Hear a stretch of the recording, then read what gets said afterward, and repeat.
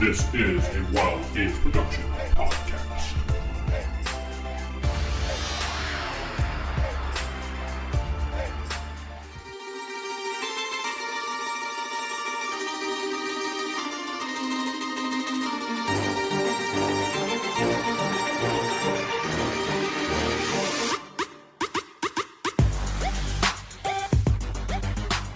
Good morning, folks. This is Vince the Evil DM, the podfather of OSR podcasting, with another episode.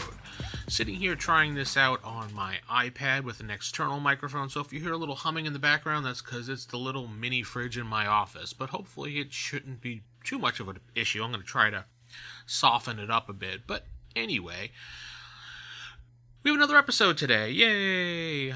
Trying to do this daily and being encouraged to do this daily and give my thoughts about everything out there. But one of the things going around is how Wizards of the Coast is basically changing the game, Dungeons & Dragons, from something that us people in the OSR and older game players are not liking. I mean, some are. Most of us aren't, though.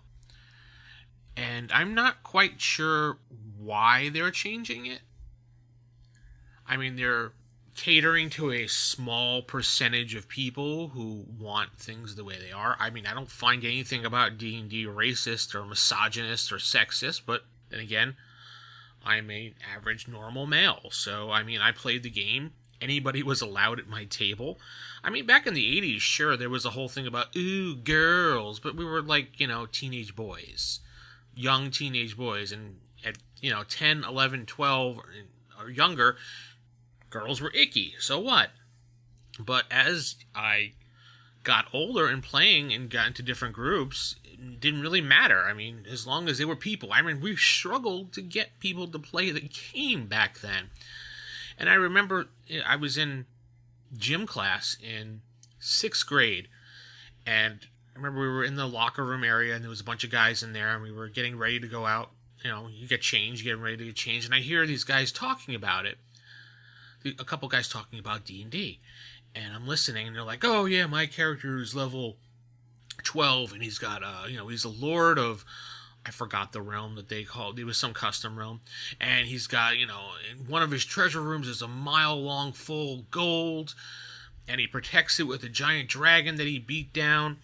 And I'm listening, and another guy's like, oh yeah, well my castle is 3 stories high and 2 miles long full of gold, and I'm level 15. And I'm an emperor of my land. And I'm thinking, oh, wow, this is cool. This is someone talking about D&D. So, after I'm done getting dressed, I walk that way that they were talking about, thinking, cool. And it's the 3 guys that I would never think would play D&D, like the equivalent of, I guess, like the A group or the bullies and the jocks and things like that. And I looked at them, and I'm just like, so what edition are you playing? And they stopped and they looked at me and they're like, well, we're playing 1st edition. And then I started chatting with them and we were talking about it. And then I actually got invited to their group because they didn't know I played. I'm like, yeah, I've been playing for years and years and I have this and that. And it's a good way to make friendship. And when I went to their game, they had various people in their game as well. From girls and guys, all different, I guess, races and creeds, whatever you want to call it. Nobody cared, just as long as you were able to play. But I know for quite some time people were trying to hide the fact that they were playing. So, if anything, we were just so happy that people were sitting at the table and playing the fucking game. But now we have to change the game to cater to these people who are outraged and screaming about how it's misogynist and sexist and how we are, the good old boys club and all that other bull crap, which I've never seen. But yeah, I know. If I've never seen it, just because I've never seen it doesn't mean it doesn't exist. I'm sure it existed. I'm sure it still exists. I'm sure there's still people that will be like, no, you can't play at my table. Now, with that said, if you're playing in your house, like I played before pre-COVID, I played in my house. If I'm not comfortable with someone coming to my house, I don't invite them to the game. Now, is that considered gatekeeping? Well, ask the people that are outraged. Yeah, it is.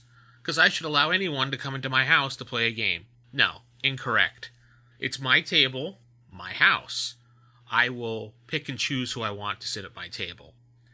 Now, if it's a public place, such as the comic book store, and I'm playing a game there, anybody's welcome to sit at the table. It doesn't matter who you are. The only rule that I have is that you have to be over 18. I don't play with kids in my game, and I don't care. You can call me an ass for that, but that's just how I run my games. I don't want children in my games. I know, 17 is not a child, that's pretty much an adult. 16, there's probably some people 15, 16, 17 that are more mature than people in their 30s and 40s. Don't care. After the couple of experiences I've had with people in there that were 12 and 13 playing in my group, and not them, the parents coming over and yelling at us because allowing a kid to play with us.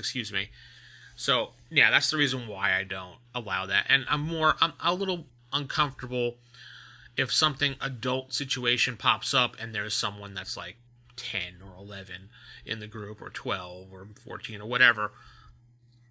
So I basically have a strict guideline on my groups of 18 plus. I used to have the policy of 21 plus, but now I just do it 18 plus because I just want someone to be an adult and make their own decisions in life, because 18 is when you're officially allowed to make your own decisions. So that's how I run my group. So, Wizards of the Coast changing the game to include everybody when the game already included everybody, and there was nothing racist about it. Orcs are not racist. They're just evil fodders that you kill and don't care about. I don't care about an orc's backstory. I don't care about a kobold's backstory. Nor do I want to be any one of those stupid races as a player character. Generally, I allow certain races in my game when I play a game and set it up. Generally, the player's handbook for Advanced Dungeons & Dragons First Edition has the races that are generally allowed in the game. And I follow it basically how it's listed in the game. Sometimes I'll change it up a little bit and not allow half-orcs because they're generally hated upon. Orcs are hated upon. If a player wants to play in half-orc, okay, sure, but just let them know. When you go into town, you're going to get looks, you're going to get people staring at you, you're going to get a hard time everywhere you go, unless you're in half-orc territory or an orc territory. Then they might, give you a little bit of a break. I've also had situations where in World of Arcanis, my actual play podcast at rollhigherdie.com, where you can find it there, or go on iTunes, World of Arcanis, where we went to a custom race that I had. It was a Korat, which are basically cats, and one of our players was playing it, Jacob. We went there, and they didn't like humans. They were an entire nation that was on this one small island, and they didn't care for humans at all. So when humans came, they would stare at them and give them, a hard time. Just like when we went to the Dwarven lands, and all the dwarves did not like the cat people. They treated them as if they were pets. So when the player came in, his character was treated like a pet. What are you doing at the table? Shouldn't you be on the ground eating? Things like that. That's how I decided the races would interact with each other. And that's my game.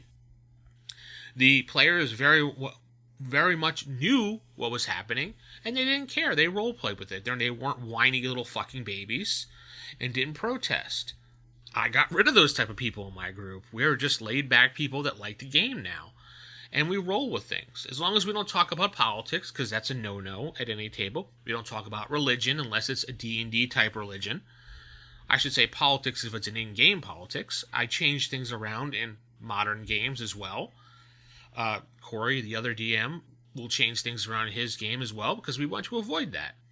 Do I want a game that is in modern day and Trump is president? I know I said the T word. No, because I don't want people in the group to be annoyed and start arguing. So the president is now a fictional headless person, and last game I ran that was modern, his name was President Kelly. Was he a conservative? Was he a liberal? Don't know. Just know that he was the president of the United States. That's it. If anybody asked, I wouldn't tell them. I would just be like, what does it matter? What is it relevant to the game? You know that. And then I don't have players that do that anyway. But President Kelly, in the one game I ran for Palladium Dead Rain, all he did was basically, he was a figurehead and he did some announcements about this or that, and it was just emergency broadcasts, and that was it. That's all he needed. In my Marvel game, also, Marvel X Universe, which you could find on RollHigherDie.com, TSR's Marvel game, I also had a couple President Kelly in there as well. I had a senator as well, a couple mayors.